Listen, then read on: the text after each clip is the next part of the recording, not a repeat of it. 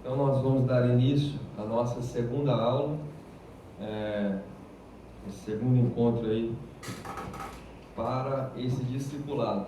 A ideia é que nós tenhamos um curso para o discipulado e consigamos trabalhar a ideia do discipulado, os princípios básicos da fé cristã no ambiente militar, em especial aqui no PDC. Na primeira aula nós falamos um pouco sobre religião. Não sei quantos senhores estavam presentes, mas eu vou retomar rapidamente, só para a gente não ficar voando aí na aula, né? Então, falamos que religião é religare, do latim, que significa religar. Quando nós pensamos em religar, vem à nossa mente que algo se encontra desligado. No âmbito da religião, quem está desligado somos nós. O ser humano está desligado. Está desligado de Deus. A pergunta religiosa por excelência, talvez alguém pense em Deus como uma força superior, ou como um arquiteto, ou como um princípio do universo, ou como uma essência, seja lá como nós nomeamos Deus, ou como uma ideia, como os deístas. Mas a pergunta religiosa por excelência, como é que o ser humano finito pode alcançar Deus, que é infinito? Como que o ser humano pode chegar até Deus?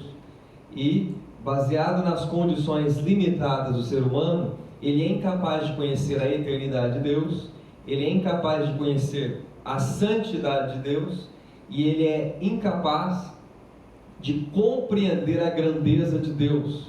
Não é por acaso que a Bíblia não diz o nome de Deus, o significado exato e literal do nome de Deus.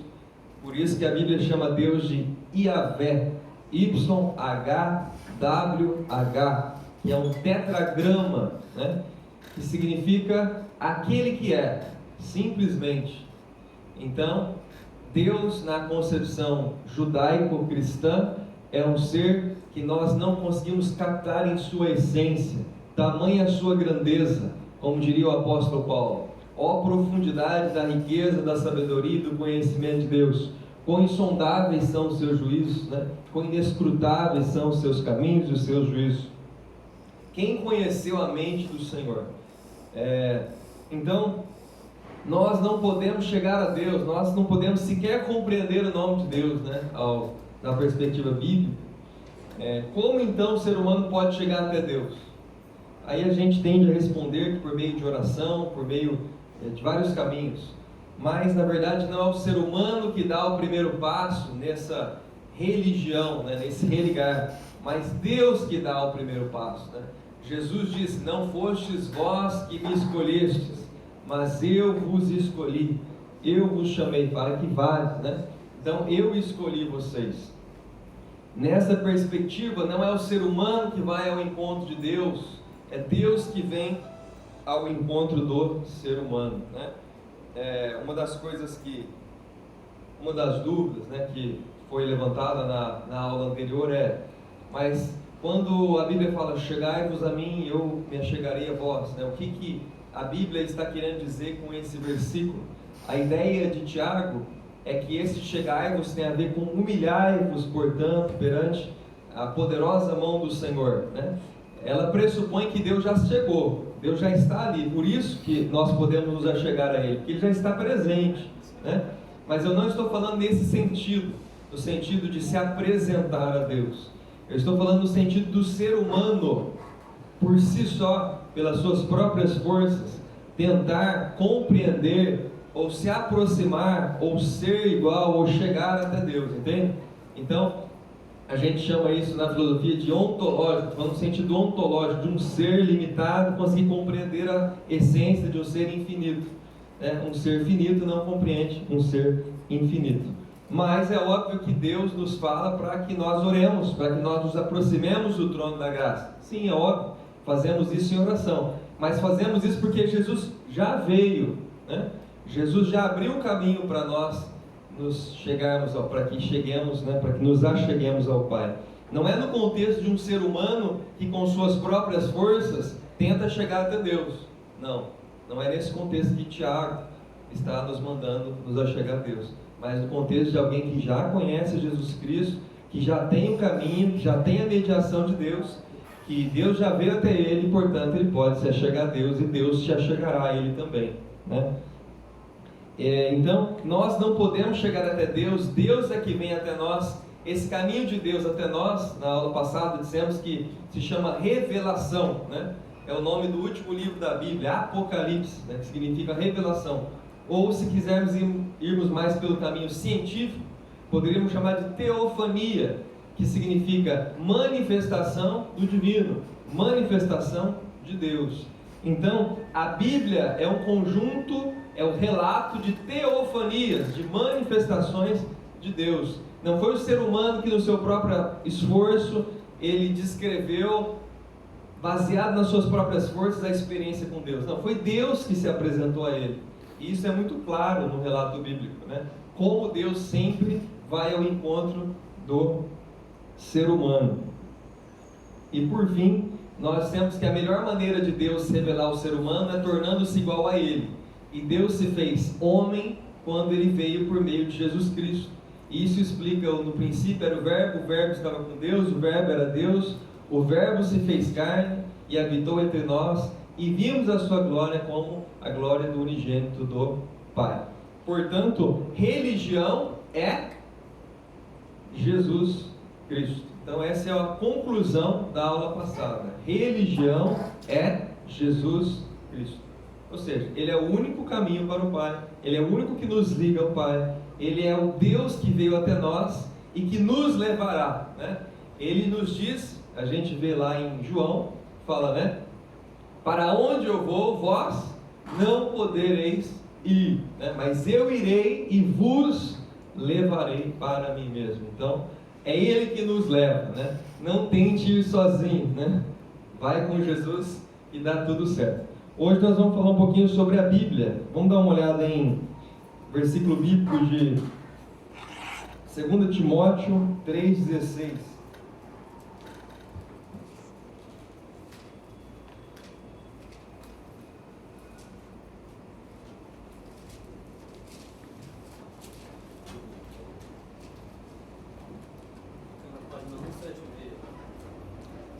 A página.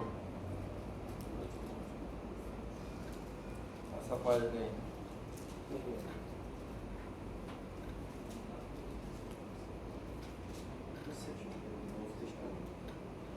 E também, se algum outro quiser abrir em 2 de Pedro, segunda carta de Pedro 1:20. Vou pedir para que alguém faça a leitura, por favor, aí do 2 Timóteo.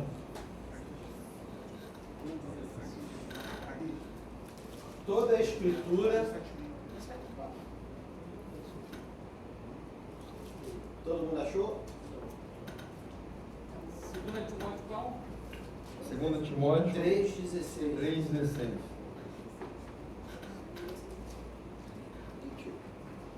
Tito é depois. Vou lá? Só o 16, pastor? Sim, senhor. Toda a Escritura é inspirada por Deus e útil para o ensino, para a repreensão, para a correção, para a educação na justiça. Pode ler também o 17, por favor. A fim de que o homem de Deus seja perfeito e perfeitamente habilitado para toda boa obra. Alguém que encontrou aí 2 carta de Pedro 1:20. Sabendo, primeiramente isto, que nenhuma profecia da Escritura provém de particular elucidação. Continua, por favor. Porque nunca jamais qualquer profecia foi dada por vontade humana. Entretanto, homens santos falaram da parte de Deus, movidos pelo Espírito Santo. Um outro texto também que é útil, Hebreus 1:1.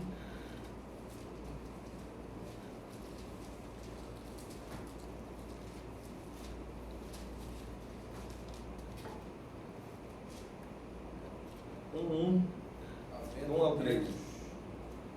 Havendo Deus, outrora, falado muitas vezes, de muitas maneiras, aos pais pelos profetas. Pode continuar. Nestes pelo Filho, a quem constitui o herdeiro de todas as coisas, pelo qual também fez o universo. Continua, só mais um. Ele, que é o resplendor da glória e a expressão exata do seu ser, sustentando todas as coisas pela palavra do seu poder, depois de ter feito a purificação dos pecados, assentou-se à direita da majestade nas alturas. Então essas são as bases bíblicas aí da aula de hoje, que também continua a aula anterior, né? Os senhores podem ver aqui, é uma continuidade da aula anterior. Bom, uma pergunta que poderíamos ter feito na aula passada, mas que a gente pode introduzir essa, é por que Jesus Cristo é a religião, né? Então, se os senhores perceberem, nós fomos na direção contrária do dicionário. O dicionário vai descrever religião como um conjunto de valores, de crenças, de tradições, de doutrinas, que se reúne, pessoas que se reúnem para cultuar uma divindade, um Deus. O dicionário vai para essa linha generalista, né? Essa linha universalista. Eu parti de um conceito que é da própria religião, que significa o religare, né? Que é o conceito original. Agora, sobre a Bíblia, aliás, antes de chegar na Bíblia, nós podemos pensar, por que Jesus e não Allan Kardec? Por que Jesus e não Buda? Por que Jesus e não outros mediadores? Por que Jesus é a verdadeira religião, a única religião? Afinal, será que dizer que Jesus é a religião implica em alguma intolerância, como dizem, né? Por quê? Alguns senhores já conseguiram responder isso, porque essas perguntas não são feitas, né? O tempo todo aí pela sociedade.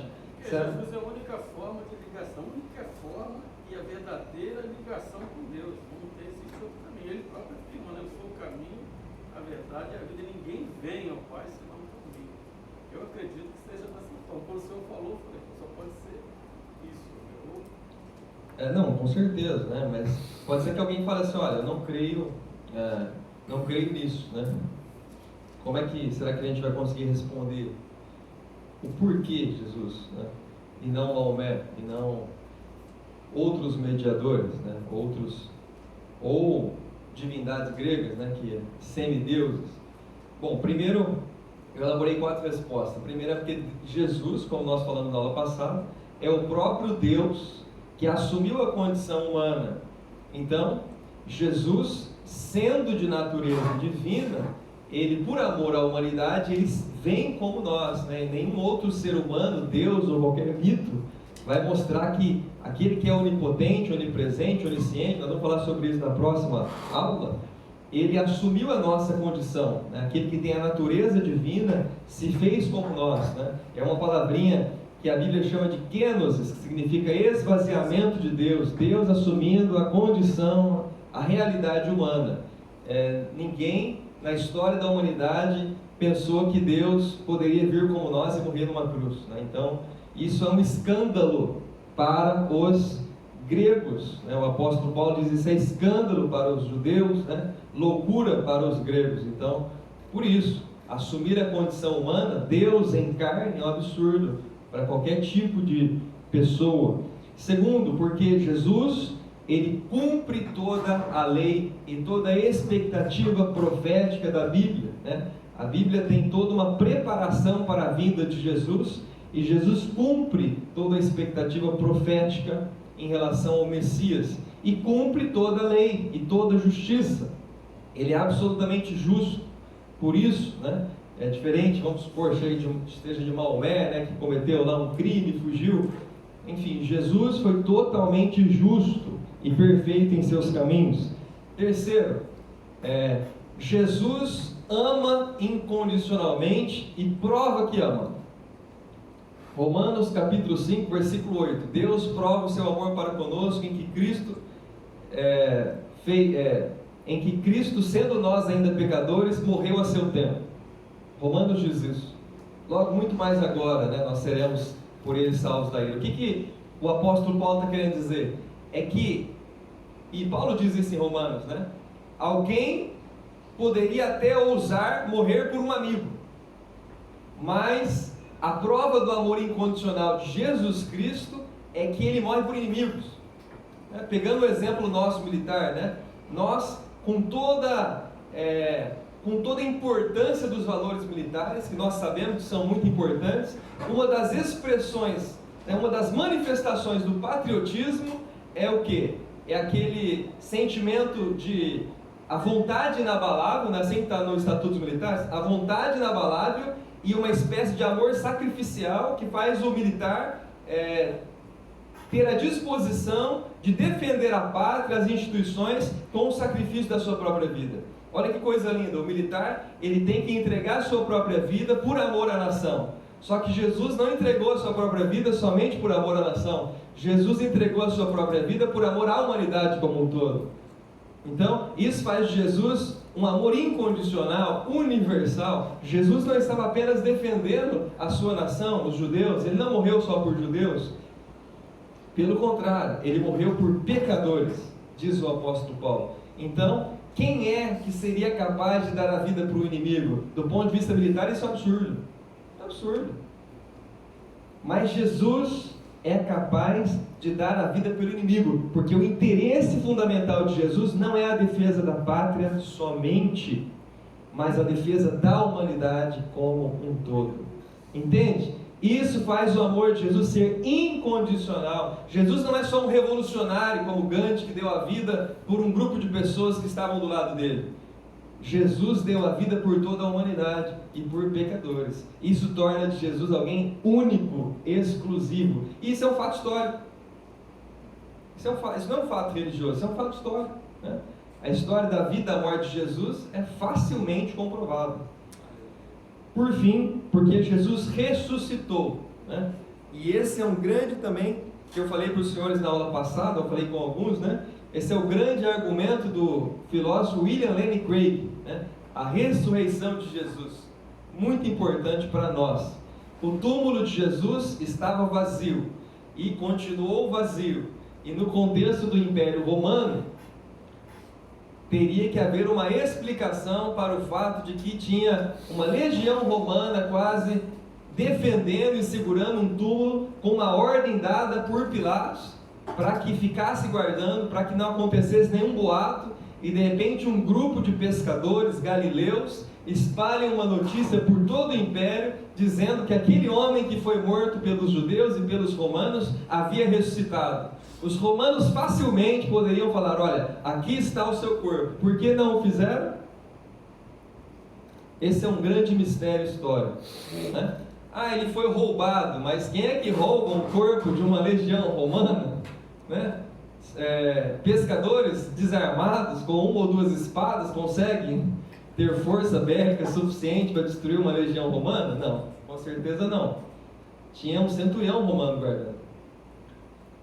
Então ele foi jogado em túmulo comum, mas túmulo comum, né, era braço para um lado, cabeça para um lado, perna para o outro, mas só era jogado em túmulo comum sujeito indigente. Jesus tinha família, o povo sabia de onde ele vinha, e Jesus era um grande nome, uma pessoa de grande importância no seu tempo, inclusive citado por imperador na história, chamado Christos, ele chama até Cristo, né?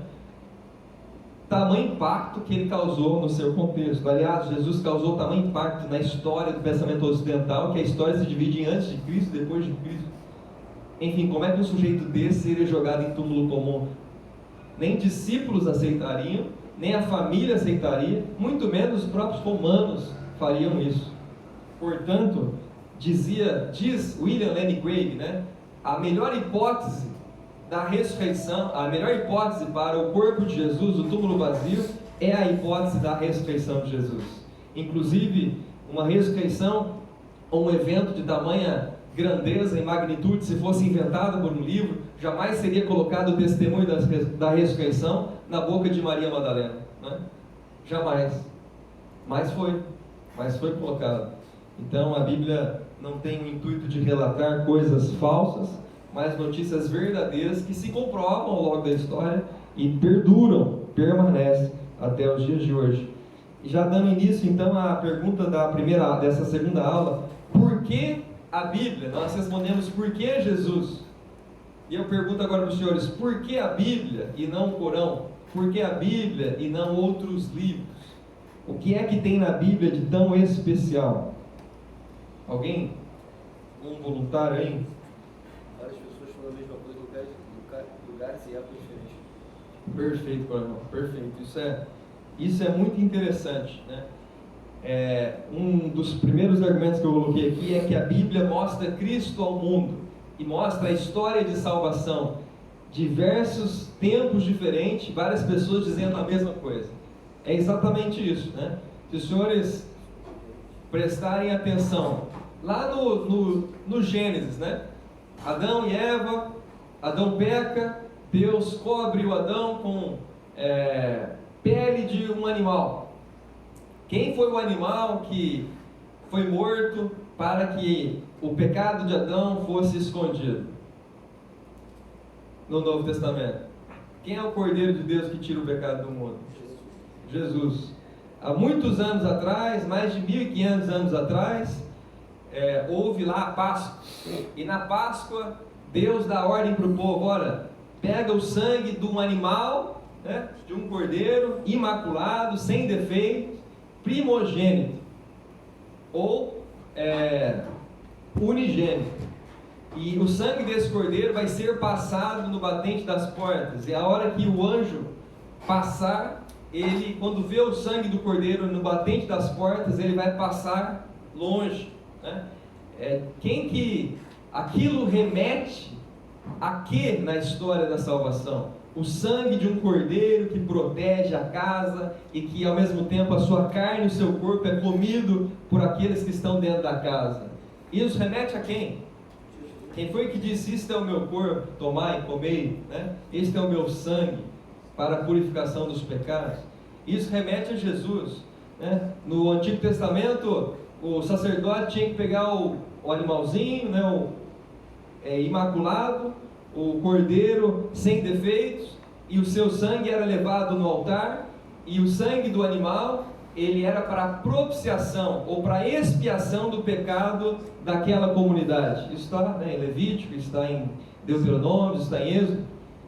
O sangue desses animais, segundo Hebreus, nunca foi o suficiente para a purificação dos nossos pecados, mas apenas apontavam, né? Apontavam para o fato de que um Cordeiro de Deus, que verdadeiramente tira o pecado do mundo, viria.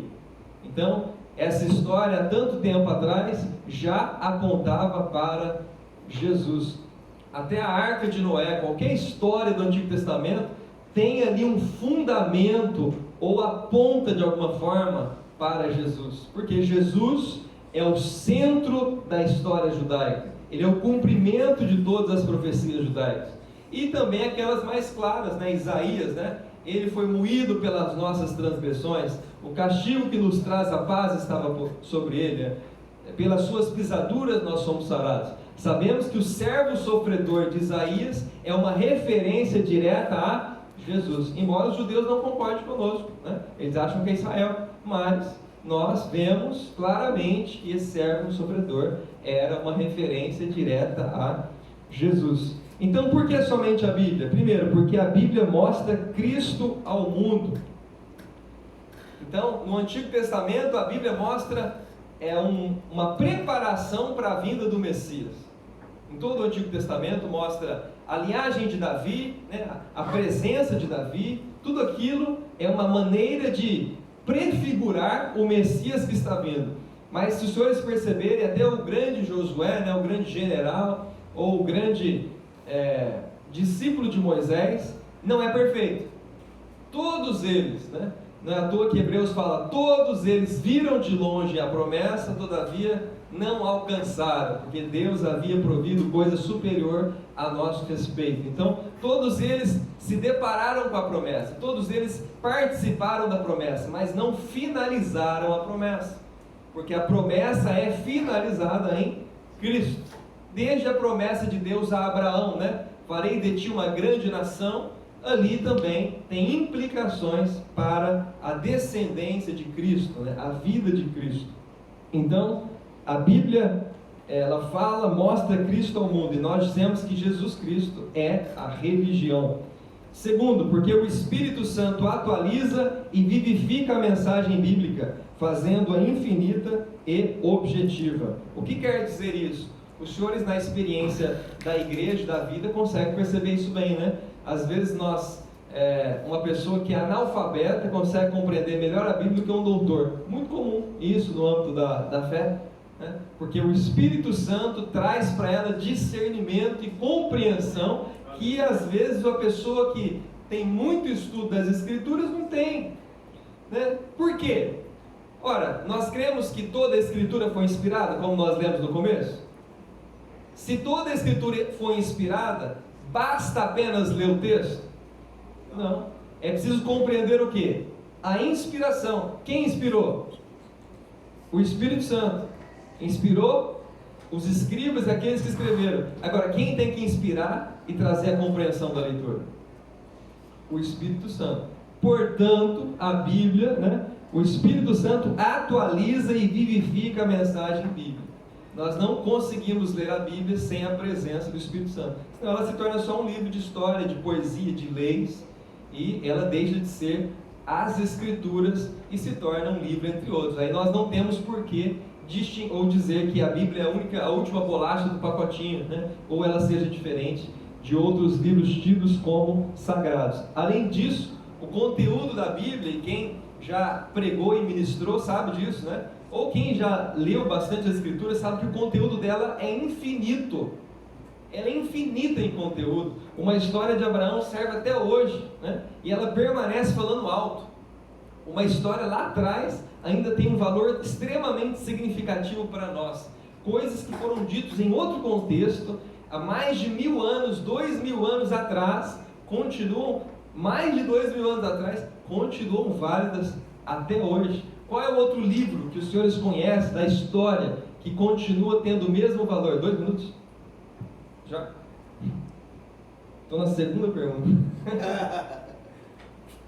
Não existe outro livro que tenha o mesmo valor em termos de sentido. Por fim, Deus Pai zela pelo cumprimento e permanência da Bíblia na história e pelo cumprimento das suas profecias, né? Então, nós temos lá, o povo atravessa o Rio Jordão. O que Deus fala para Josué? Coloca 12 grandes pedras para que sirvam de testemunho para a posteridade.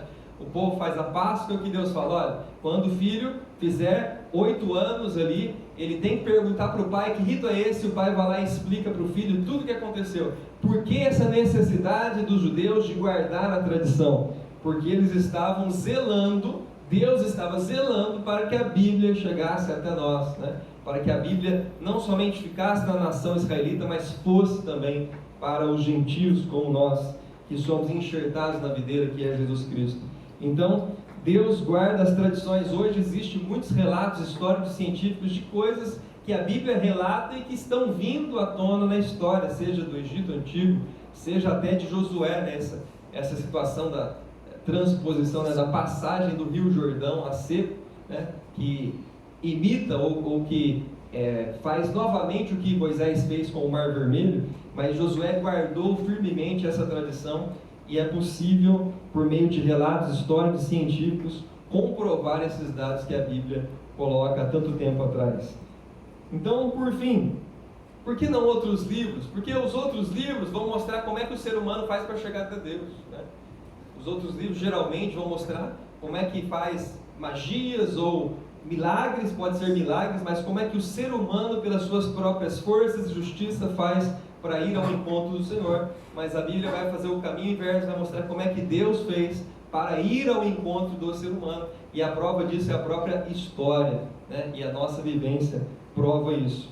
Por fim, um dos conceitos muito utilizados, eu vou falar bem em 1 minuto só aqui, um dos conceitos muito falado hoje é a ideia da verdade relativa, né?